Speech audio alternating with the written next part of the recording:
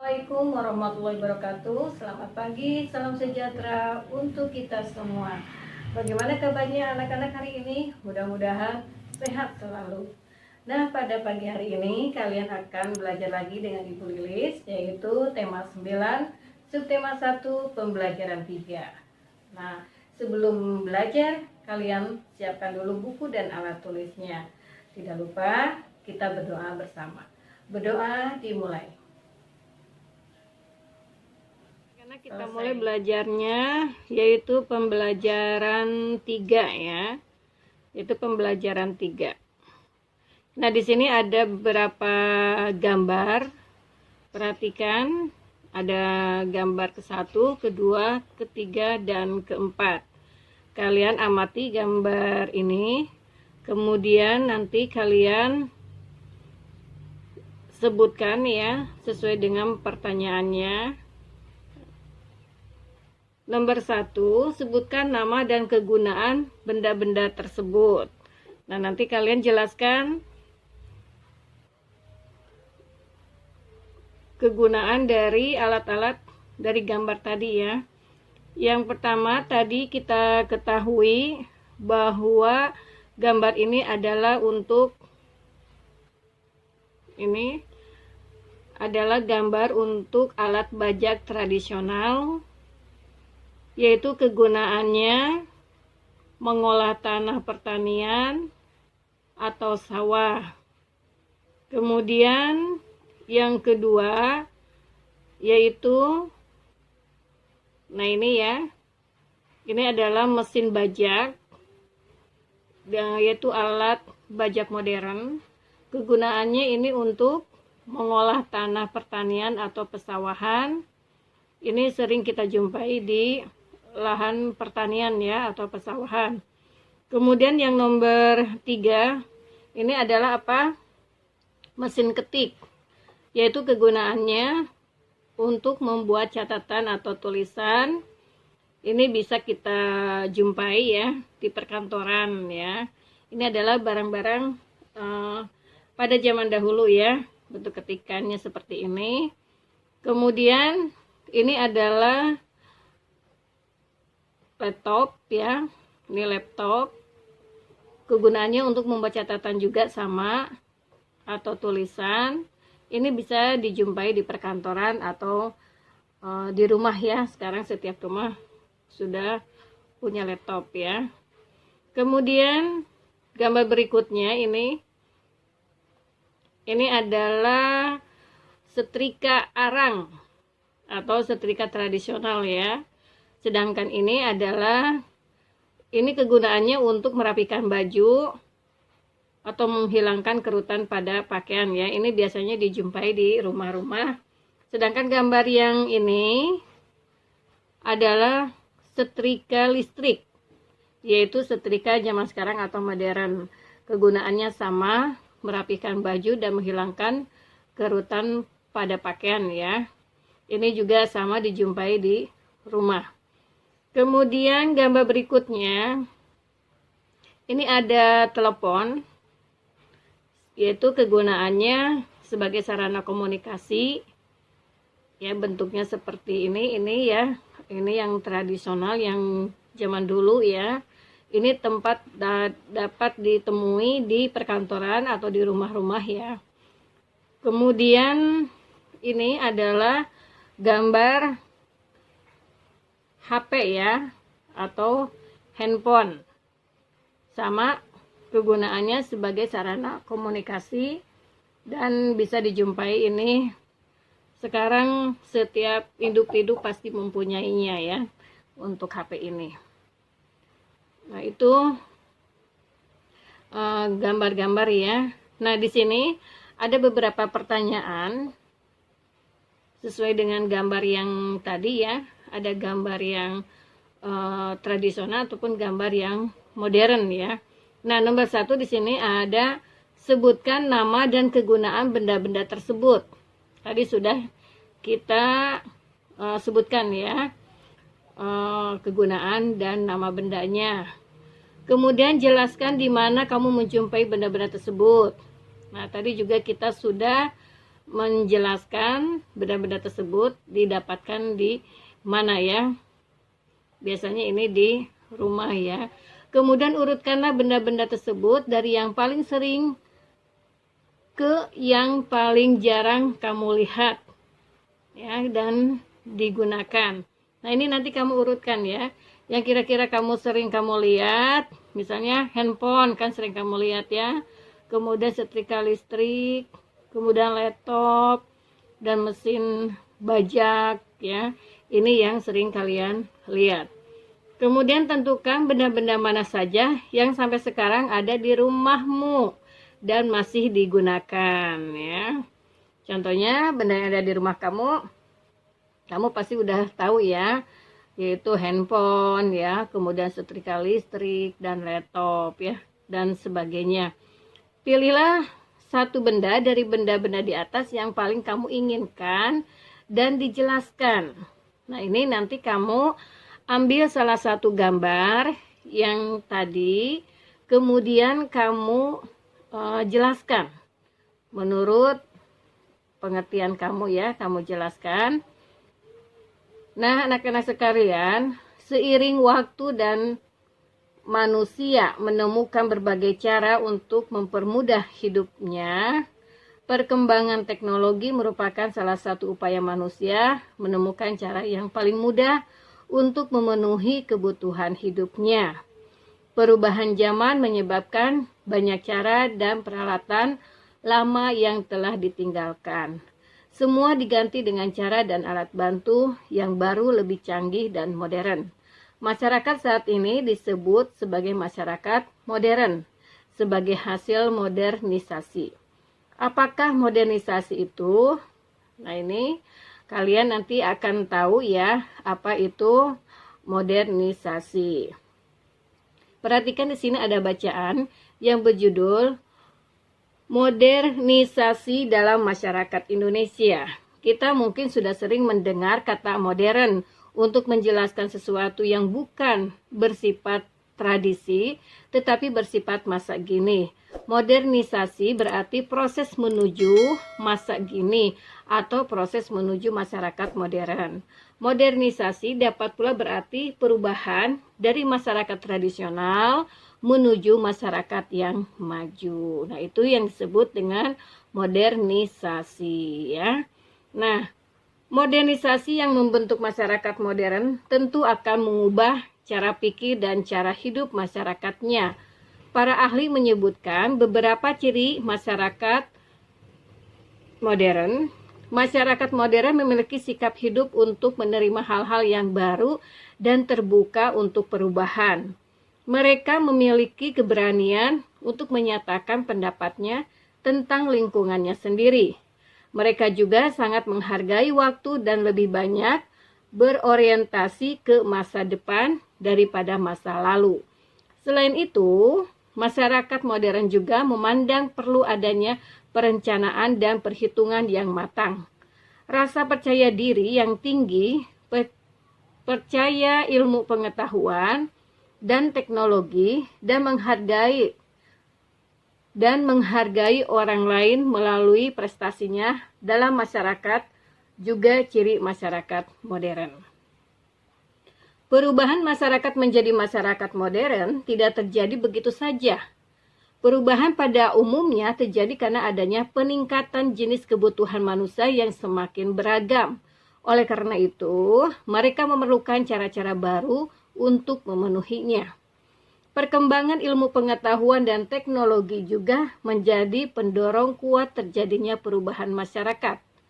Kemudahan yang tercipta karena adanya penggunaan teknologi membuat masyarakat menyesuaikannya dengan cepat juga. Nah, itu adalah bacaan tentang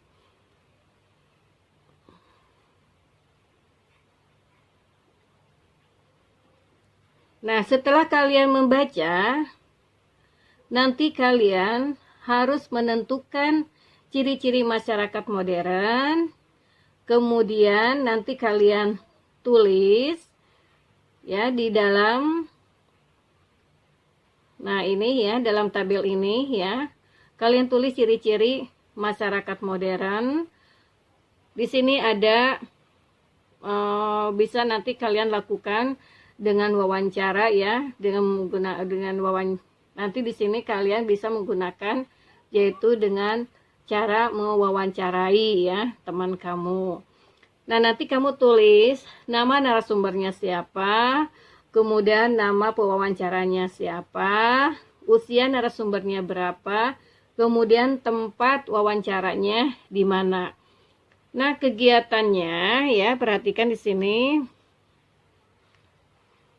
Nah, ini kegiatannya. Nah, nanti kalian bisa mengadakan wawancara, baik itu wawancaranya dengan teman kalian ya, atau boleh dengan adik kamu dan siapa saja. Misalnya Ibu kasih contoh. Di sini ada narasumber, misalnya narasumbernya itu kakak ya, kemudian nama pewawancaranya biasanya misalnya kakek gitu ya, kemudian usia narasumbernya ya berapa tahun ya, kemudian tempat wawancaranya di mana ya. Atau sebaliknya, misalnya narasumbernya kakek, kemudian pewawancaranya misalnya kamu ya, kemudian usia narasumbernya berapa tahun ya, misalnya kalau kakek itu 60 tahunan ya, atau 50 tahunan. Kemudian tempat wawancaranya misalnya di mana ya, misalnya di rumah kakek ya. Nah, kemudian di sini ada tabel yang perlu kalian isi ya. Di sini ada kegiatan cara belajar di rumah narasumbernya. Nah, ini perhatikan, belajar di rumah yang sama bersama saudara yang lain karena hanya ada satu lampu yang terang, belajar ditemani ayah dan ibu di ruang yang sama. Kemudian pewawancaranya belajar di kamar masing-masing ya. Kemudian yang nomor 2 di sini ya. Nih, ini kalian juga cara belajar di sekolah bagaimana, bisa kalian ceritakan. Kemudian cara menuju sekolahnya ya, bagaimana narasumbernya, dan alat yang dibawanya yaitu apa. Kalian isi nanti. Nah, nanti setelah kalian bisa menentukan tokoh utama dan tokoh tambahan dalam cerita Si Hitam, nanti kalian bisa mencari kata kuncinya tentang sifat dan ciri fisik, dari cerita Si Hitam tadi ya. Di sini judul ceritanya apa, kemudian penulisnya, kemudian di sini ada diagram tokoh utama ya, sifatnya itu bagaimana. Nah, di sini sifat dari tokoh utama ya. Kemudian di sini tokoh utama, tindakan yang dilakukannya apa oleh tokoh utama. Kemudian nanti gambarkan. Setelah itu nanti kamu tulis pendapatmu tentang tokoh utama ya, dari cerita Si Hitam tadi. Nah, setelah itu baru kalian buat ringkasan atau kesimpulan dari cerita Si Hitam yang telah kalian baca tadi ya. Nah, itu tentang cerita Si Hitam ya. Nah, anak-anak sekalian, kita teruskan belajarnya, yaitu di sini Ibu akan menjelaskan tentang makna persatuan dan kesatuan bangsa dalam semboyan negara Indonesia. Nah, di sini ya, perhatikan. Di sini ada lambang Garuda ya. Ini ada lambang Garuda. Persatuan dan kesatuan berasal dari kata satu yang memiliki arti utuh atau tidak terpecah-pecah. Kata persatuan dapat diartikan sebagai perkumpulan dari berbagai hal menjadi satu. Kesatuan merupakan hasil perkumpulan tersebut yang telah menjadi satu dan utuh. Persatuan dan kesatuan memiliki makna bersatunya beraneka ragam suku bangsa menjadi satu kesatuan yang utuh dan serasi.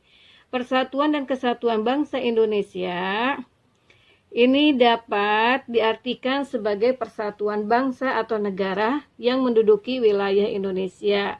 Persatuan itu didorong untuk mencapai kehidupan yang bebas dalam wadah negara yang merdeka dan berdaulat. Nah, ini ya, ini ada gambar dari berbagai daerah ya, tetap bersatu ya. Persatuan dan kesatuan bangsa memiliki makna yang sangat penting dalam kehidupan berbangsa dan bernegara masyarakat Indonesia. Bangsa Indonesia yang tinggal dalam negara kepulauan memiliki keragaman budaya, agama, suku bangsa, bahasa, dan adat istiadat. Namun demikian, mereka terikat satu sama lain karena memiliki kesamaan-kesamaan yang memengaruhi kehidupan masyarakatnya. Kesamaan-kesamaan dan keterikatan yang terbangun dari sejak zaman nenek moyang telah disebutkan dalam kitab yang ditulis Empu Tantular, yaitu Kitab Sutasoma. Di dalam kitab tersebut menyebutkan tentang Bhinneka Tunggal Ika. Bhinneka Tunggal Ika berasal dari bahasa Jawa kuno yang digunakan Empu Tantular yang hidup pada masa kerajaan Majapahit. Bhinneka Tunggal Ika memiliki makna meskipun berbeda-beda, tetapi satu kesatuan utuh yang tidak dapat dipisahkan. Begitu dalam makna di dalam kalimat tersebut, sehingga Bhinneka Tunggal Ika menjadi semboyan bangsa Indonesia dan menjadi bagian dari lambang negara Indonesia. Hal ini dimaksudkan agar bangsa Indonesia yang sangat beragam ini terus mengingat pentingnya persatuan dan kesatuan bangsa sebagai bangsa yang utuh dan berdaulat.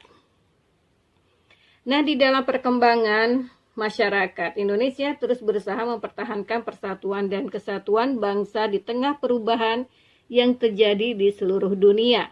Namun demikian, semboyan Bhinneka Tunggal Ika masih tetap sesuai dengan zaman modern saat ini. Bahkan bangsa lain mengakui kemampuan bangsa Indonesia untuk tetap bersatu mengatasi perbedaan dalam kehidupan masyarakat saat ini. Nah, itu ya arti dari Bhinneka Tunggal Ika. Nah, sekarang perhatikan, di sini ada beberapa pertanyaan. Apa makna semboyan Bhinneka Tunggal Ika? Nah, nanti kalian isi ya. Yaitu Bhinneka Tunggal Ika memiliki makna meskipun berbeda-beda, tetapi pada hakikatnya bangsa Indonesia adalah satu kesatuan yang utuh yang tidak dapat dipisahkan. Kemudian yang nomor 2, bagaimana peran semboyan Bhinneka Tunggal Ika dalam upaya meningkatkan persatuan dan kesatuan bangsa? Ya, Bhinneka Tunggal Ika menjadi semboyan moto bangsa Indonesia dan menjadi bagian dari lambang negara Indonesia. Hal ini dimaksudkan agar bangsa Indonesia yang beragam ini terus mengingat pentingnya persatuan dan kesatuan bangsa sebagai bangsa yang utuh dan berdaulat. Kemudian yang nomor 3, mengapa persatuan dan kesatuan bangsa dianggap penting bahkan oleh nenek moyang kita? Ya, karena sejak dahulu bangsa Indonesia yang tinggal di dalam daerah kepulauan memiliki keragaman dalam budaya, agama, suku, bahasa, dan adat istiadat. Dan keharmonisan dalam perbedaan itu bisa terwujud bila ada persatuan dan kesatuan. Kemudian pertanyaan nomor 4, di sini perhatikan ya. Ini nanti kalian peristiwa dari bisa ngambil peristiwa dari koran ataupun dari majalah ya. Yaitu setelah itu kalian cari makna persatuan dan kesatuan bangsa dalam kehidupan masyarakat Indonesia. Kemudian nanti kamu jelaskan judul peristiwanya, kemudian tempat peristiwanya, kemudian sumber beritanya dari mana ya.